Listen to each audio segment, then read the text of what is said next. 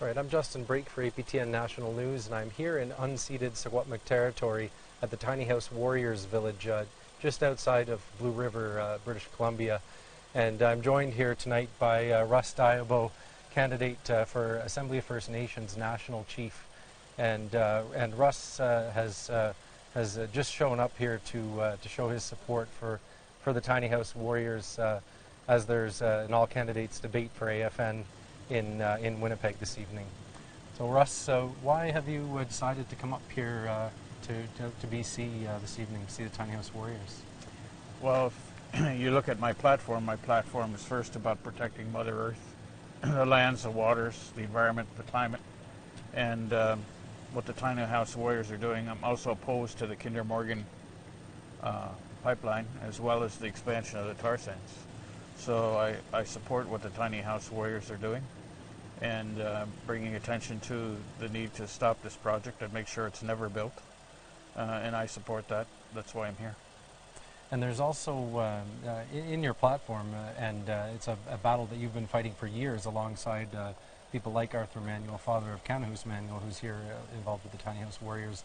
The larger issue of Aboriginal title and jurisdiction and inherent rights.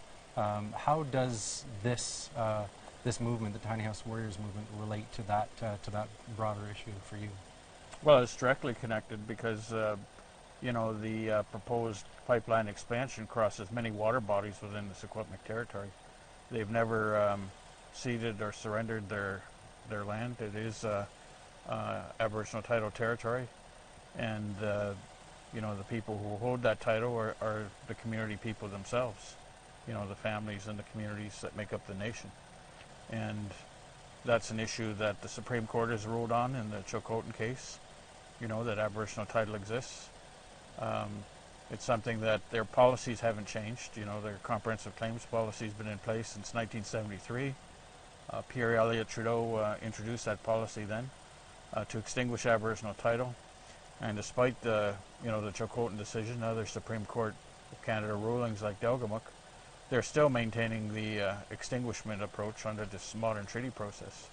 And this effort by the Tiny House is a good way to, you know, bring attention as well to the fact that the Prime Minister is ignoring their Aboriginal title and pushing this project through. Can you explain how Canadian government policy is out of line with international law and UNDRIP on these issues as well? I've heard you say that in the past too.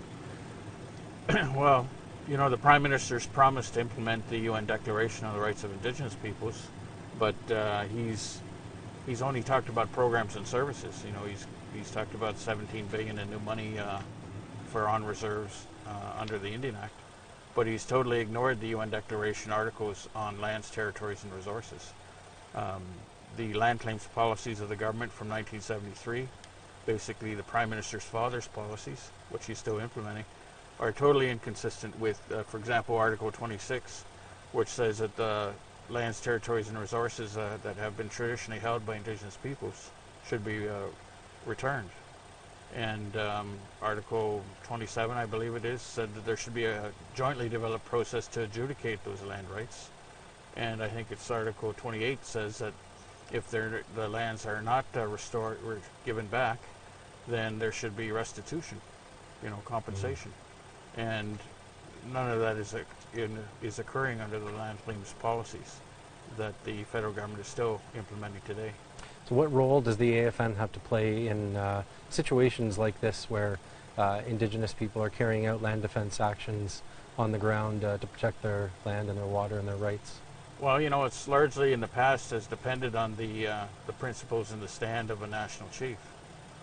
You know, I can think of previous national chiefs that have supported land defenders on occasion, and I think that's something that should be done by a national chief. For myself, I've said I will support land defenders and water protectors on stopping projects like this, and it's something that I think is part of the advocacy role of a national chief. It's not just to, if we want to see our land rights and our self-determination strengthened, then we need our national organization supporting that on the ground. Okay, thanks very much. That's Russ Diabo. I'm Justin Brake for APTN National News. Back to you, Winnipeg.